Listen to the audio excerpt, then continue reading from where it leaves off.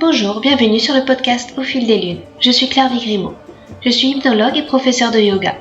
Vous pouvez me retrouver sur le site clairviyoga.com, KLERVIYOGA.com, où je vous présente toutes mes activités. Toutes les semaines, je reçois des invités dans ce podcast qui nous parlent de leurs activités autour du bien-être, que ce soit l'hypnose, le yoga, le reiki, la sylvothérapie et bien d'autres thèmes encore. Alors sans plus attendre, voici l'épisode du jour.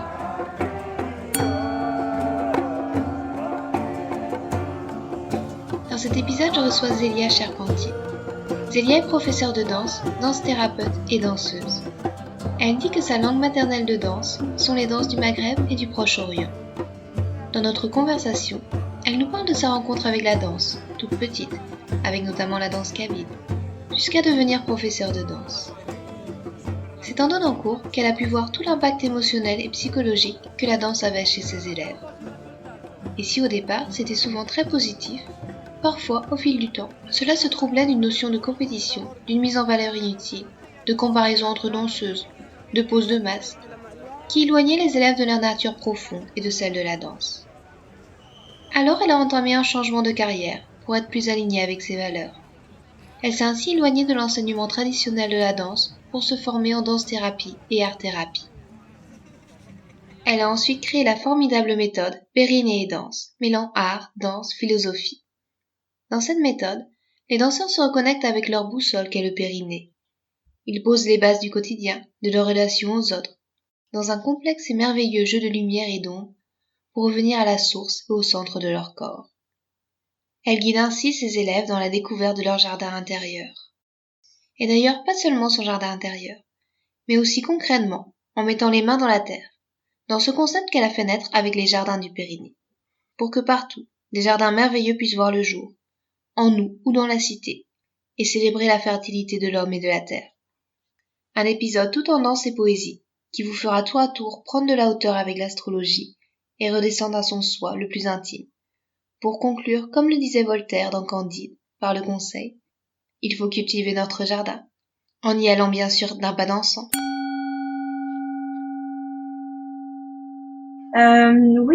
Donc moi je m'appelle Zélia Charpentier, je suis professeure de danse, danse thérapeute et danseuse. Et ce que je dis en général par rapport à la danse, c'est que ma langue maternelle de danse sont les danses du Maghreb et du Proche-Orient. Donc je ne dis pas les danses orientales. Pourquoi? Parce que danse orientale, il y en a des milliers. Et c'est comme si on disait, moi je fais de la danse occidentale, en fait, voilà, ça veut rien dire. Donc il y a les danses égyptiennes, les danses marocaines, même au sein des danses marocaines, il y a plein de danses, comme en France, il y a plein de danses selon les régions. Donc voilà, je suis professeure de danse, je dis j'ai été parce que je l'enseigne différemment maintenant. J'ai donné des cours hebdomadaires pendant 15 ans. Maintenant, depuis à peu près 6 ans, je ne donne plus de cours hebdomadaires, je donne des stages. Et en fait, ces danses, j'ai commencé à être en contact avec ces danses très tôt, puisque c'était en Algérie où j'ai habité, où j'avais 5 ans, et c'est la cantinière de l'école, voilà, qui m'a appris ces danses, et surtout la danse kabyle. Ça a commencé par la danse kabyle, puisqu'elle était kabyle. J'ai passé une partie de mon enfance en Algérie, en Kabylie aussi. Donc voilà comment ça a commencé. Puis bon, après j'ai continué. Et quand je suis arrivée en France, parce que j'ai beaucoup voyagé étant enfant et adolescente. Quand je suis arrivée en France à 18 ans, c'était pas du tout la mode de ces danses-là. C'est arrivé bien après, dans les années 2000, début 2000. Donc il y avait pas de cours. Puis au bout d'un moment, en fait, j'en ai trouvé. Et puis très vite, en fait, j'ai donné des cours et j'ai proposé des stages, voilà. Donc et au fur et à mesure, voilà, j'ai travaillé dans une école de danse aussi à Bordeaux et où je m'occupais de l'administratif, de la com, et je donnais aussi des cours. Et c'était là une école qui se disait de danse orientale.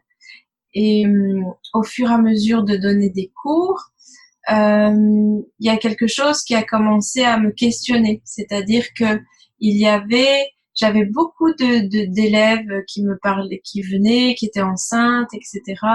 Et je voyais ce qui se passait aussi comme entre guillemets résultat positif par rapport à ces cours.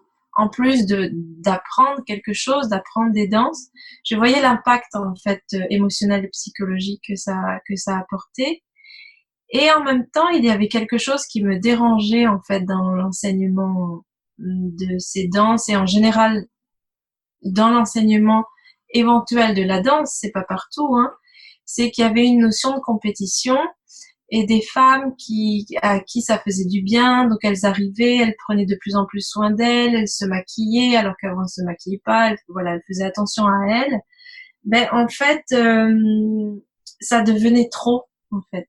C'est-à-dire que euh, elles allaient chercher dans le féminin qui va parler, hélas quelquefois, de compétition, de se mettre en avant, d'être plus forte que l'une ou l'autre, d'être plus mince, etc.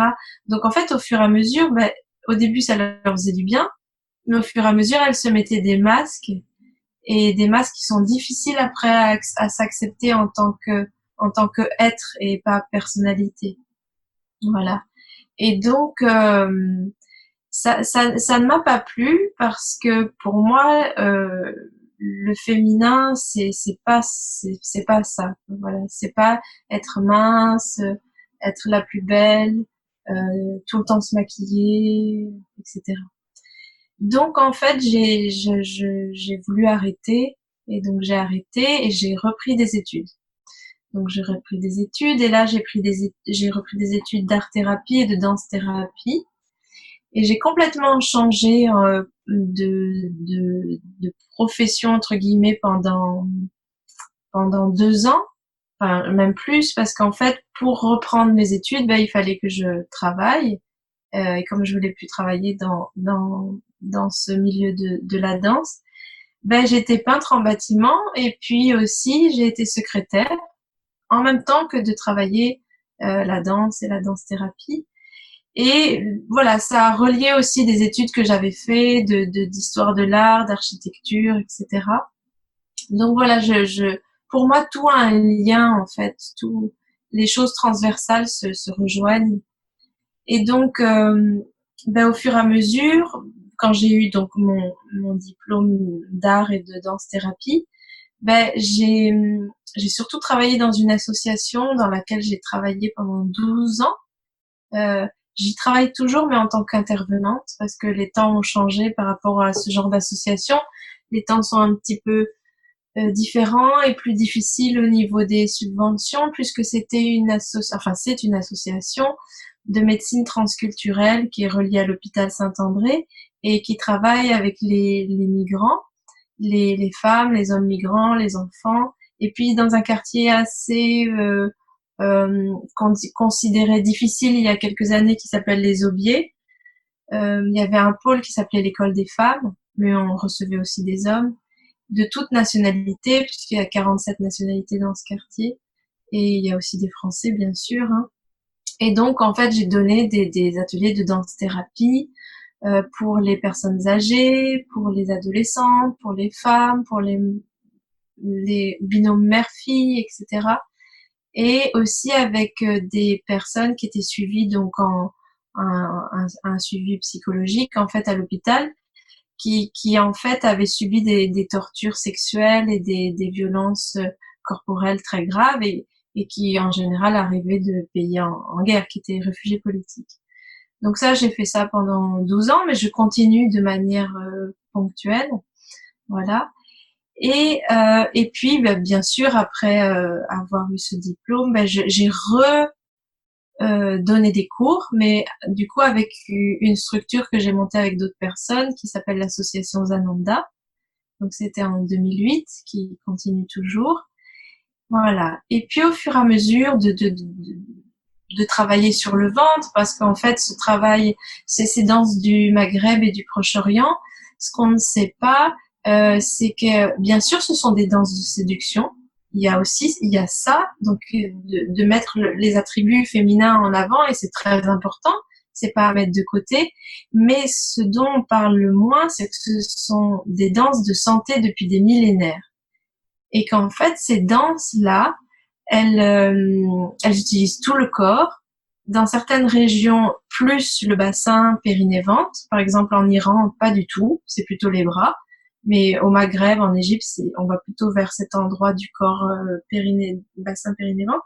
Et il y a des mouvements de base qui avant existaient dans le monde entier, même en Occident. Ce sont des danses pelviennes qui travaillaient en fait sur la santé du premier centre du corps, autant pour les hommes que pour les femmes.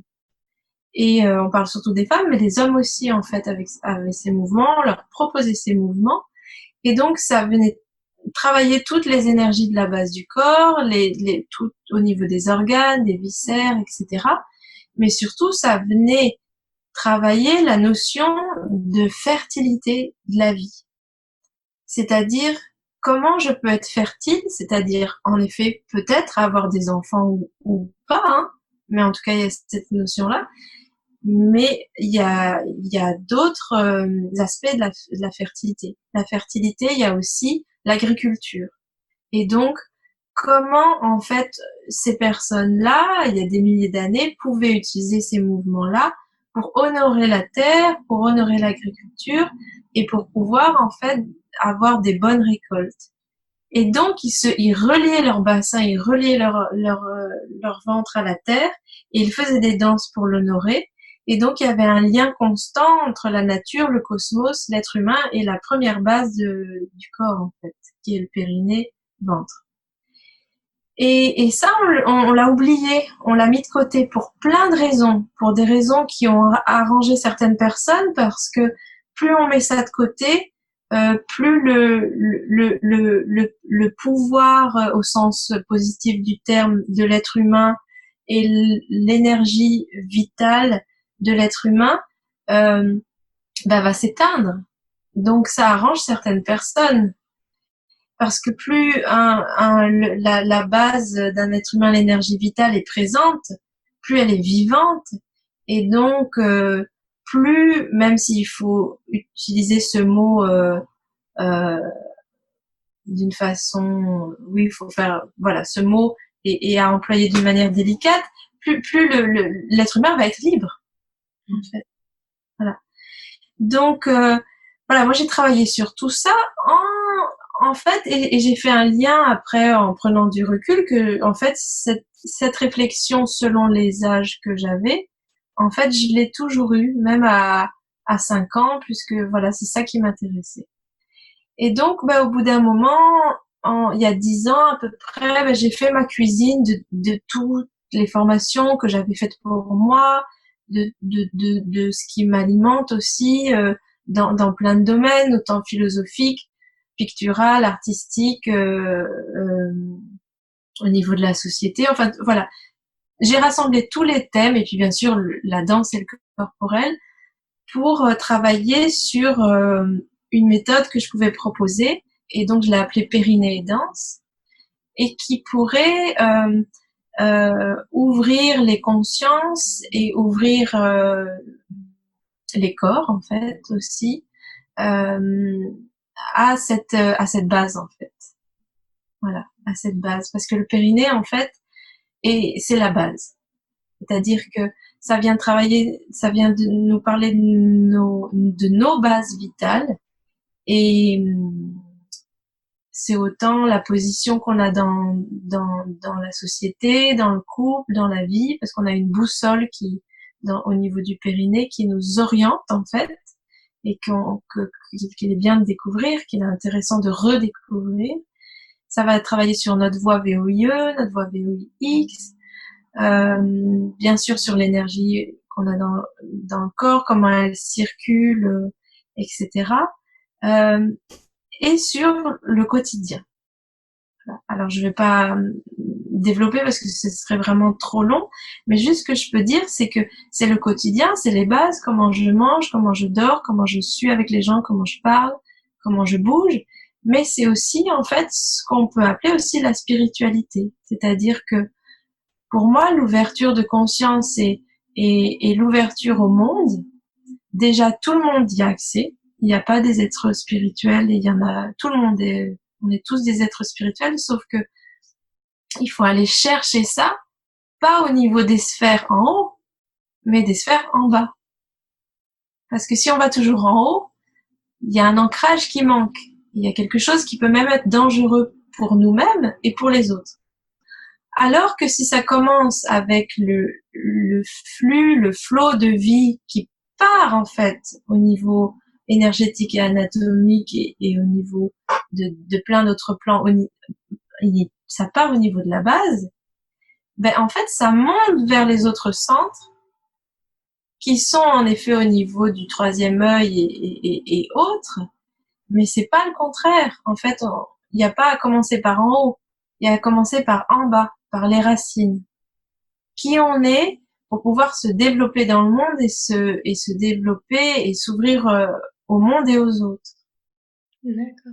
Et vous l'avez vécu un petit peu cette transformation? Moi, j'étais fascinée par votre parcours par rapport aux cours de danse vraiment classiques et puis après à la danse thérapie, c'est quelque chose que vous avez expérimenté ou que vous avez vu des femmes qui prenaient des cours de danse classiques une fois par semaine et plus aller vers la danse thérapie, s'épanouir différemment? Parce qu'il y aurait peut-être quelques parcours que vous pourriez nous raconter.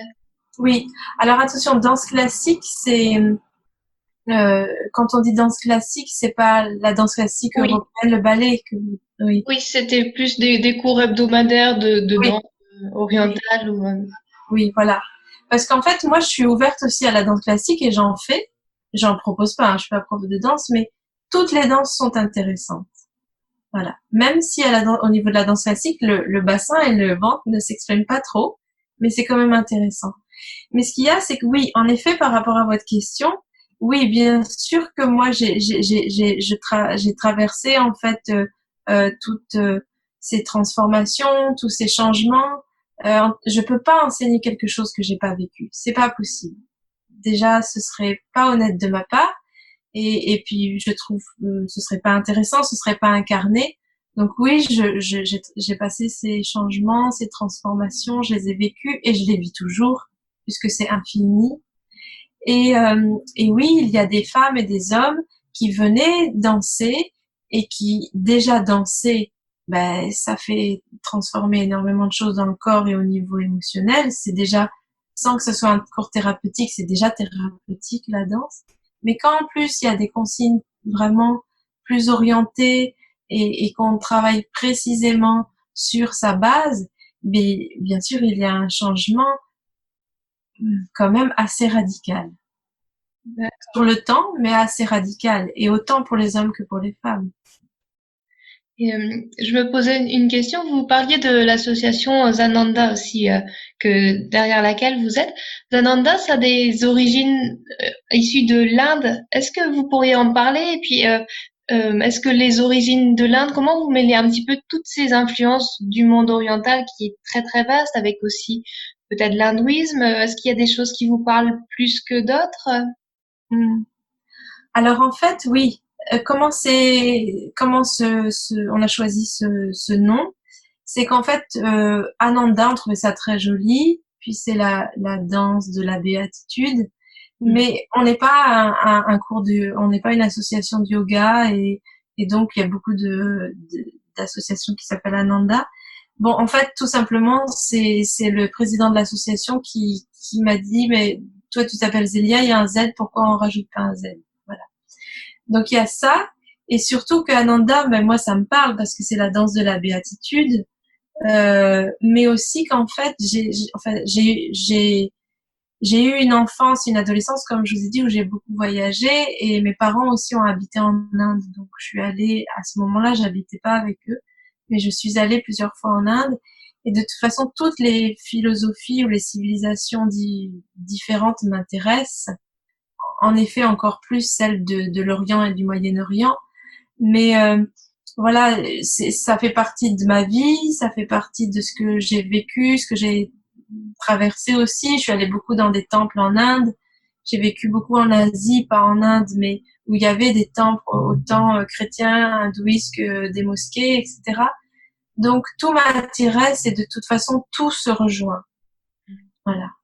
Et que on est tous reliés, êtres humains, hommes, femmes, animaux, végétal, minéral au niveau du cosmos, c'est qu'il y a il y a des différences, mais tout se rejoint en fait.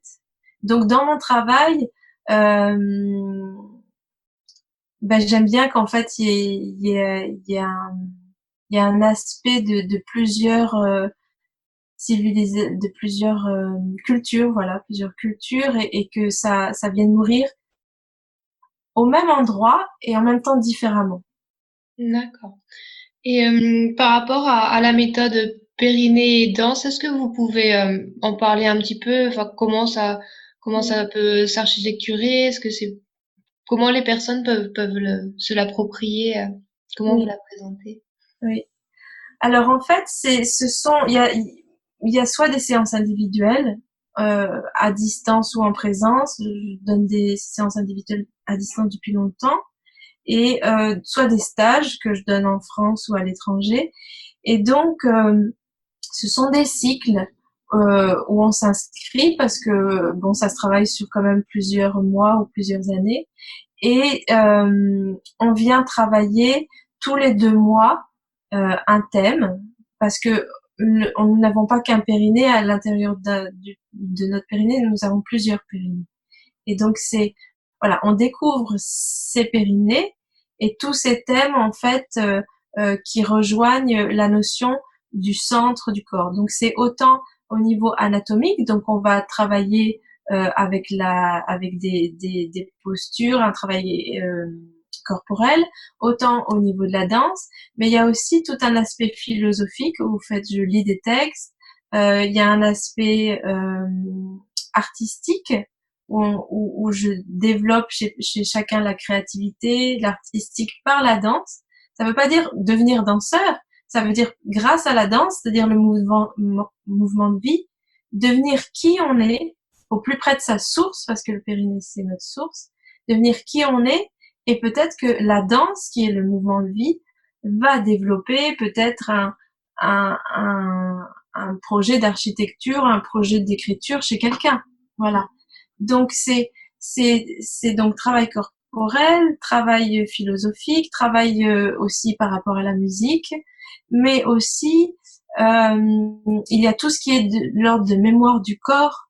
Donc on va voir toutes nos ombres, si on est d'accord avec ça. C'est-à-dire l'être humain est fait de lumière, mais aussi de beaucoup d'ombres, et c'est important d'aller les voir. Voilà, c'est important d'aller les voir parce que c'est l'histoire de l'humanité qu'on porte dans notre corps, et surtout au niveau périnéal, au niveau du bassin, parce que, hélas, mais c'est comme ça, il faut être lucide, l'humanité n'a pas toujours été très rose, et on porte énormément de mémoire très lourde à cet endroit-là, puisque c'est l'endroit des organes sexuels et de la sexualité, et que c'est pas toujours simple ce thème-là, et qu'il y a eu beaucoup de violence par rapport à cette zone du corps.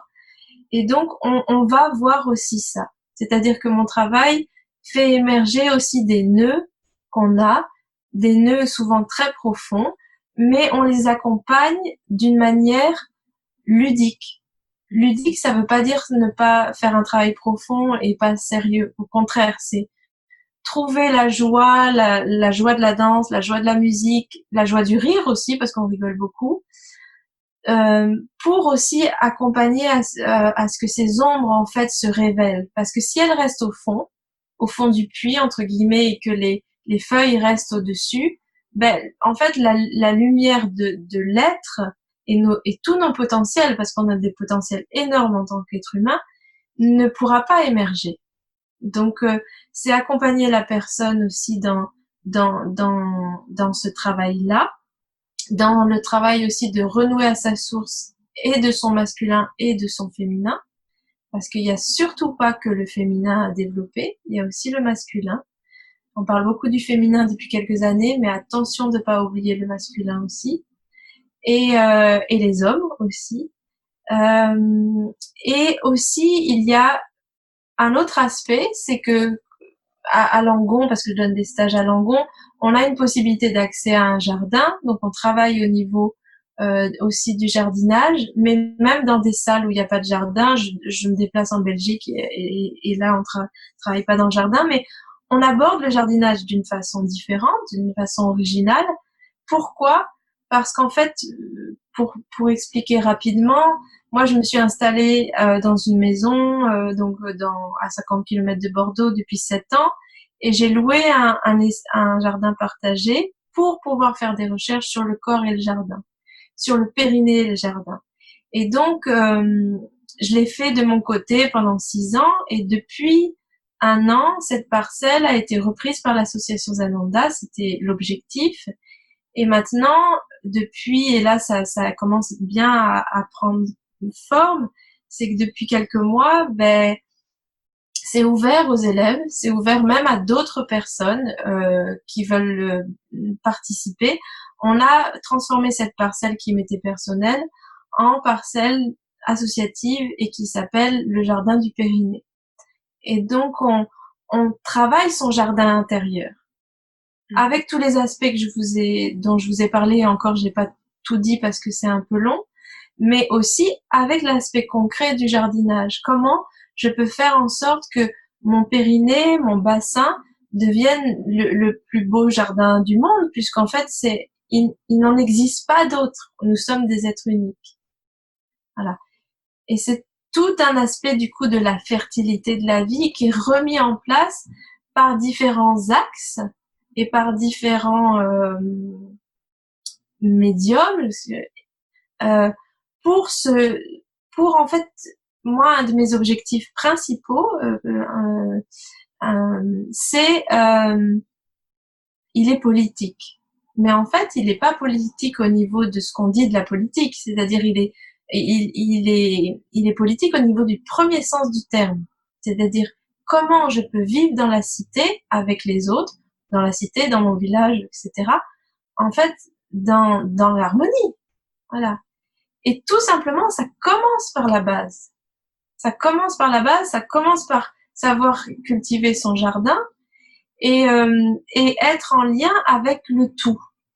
Et donc, juste pour finir par rapport à votre question, donc il y a aussi dans les stages tout l'aspect astrologique. Parce que donc moi, je travaille aussi avec l'astrologie et donc je fais des retours astrologiques aux personnes. Pas pour dire ce qui va leur arriver, parce que l'astrologie n'est pas de la voyance, c'est pas ça du tout. C'est comment notre coupe, donc le périnée c'est une coupe, c'est un bol périnéal. Plus on va l'ouvrir, plus on va l'écouter, plus on va le redécouvrir, plus il va s'ouvrir à la vie. Et donc s'il s'ouvre à la vie, il s'ouvre à la coupe qui est en dessous, c'est-à-dire la terre, mais il s'ouvre aussi à la coupe du ciel et des astres et des planètes. Et en fait, on peut pas vivre, on est tout le temps en interaction consciente ou inconsciente avec le cosmos. Et donc, quand on a une compréhension de ce qui se passe aussi au niveau des astres, en fait, ça fait un miroir avec le périnée. Et donc, il y a tout cet aspect astrologique aussi qu'on aborde en fait en stage. Donc, c'est très vaste en fait. Le périnée, en tout cas, moi, comment je le conçois. C'était une magnifique description, puis effectivement, je pense que ça fait une énorme potentiel d'exploration à faire. Donc, merci beaucoup pour cette description. Puis, est-ce que vous avez des projets dans les mois à venir, dans les semaines à venir, dont vous voulez nous faire part? Oui. Alors, oui, j'ai beaucoup de projets. Donc, il y en a qui sont pas mûrs pour en parler maintenant. Dans 2-3 mois, je pense que ce sera assez mûr. Celui dont je vais parler surtout, en fait, si vous êtes d'accord, c'est celui dont je viens de parler, c'est-à-dire le jardin du Périnée, où vraiment j'invite les gens qui sont intéressés à nous contacter. Même s'ils veulent boire un thé dans le jardin, c'est OK. Même s'ils veulent juste semer, même s'ils veulent juste regarder, je sais que c'est très compliqué pour certaines personnes de jardiner parce que justement c'est relié à toute une éventuelle problématique de la fertilité de la vie et de ce qui se passe en ce moment avec la terre. Donc ça vient remuer. Donc c'est vraiment voilà, s'ils sont intéressés, on va communiquer de plus en plus sur ce projet, qui contactent l'association Zananda ou qui me contactent pour voir comment ils peuvent soutenir ce projet, comment ils peuvent y participer. Et l'idée, c'est que c'est un jardin qui est au sein même du jardin familial de Langon, donc c'est une parcelle. Mais après, moi, je suis danseuse aussi, donc j'en ai pas trop parlé et je fais des spectacles, je me produis sur scène, mais aussi je fais des danses de la terre parce que justement, quand on a travaillé ces potentiels qu'on a au niveau du périnée, on est très relié à la terre.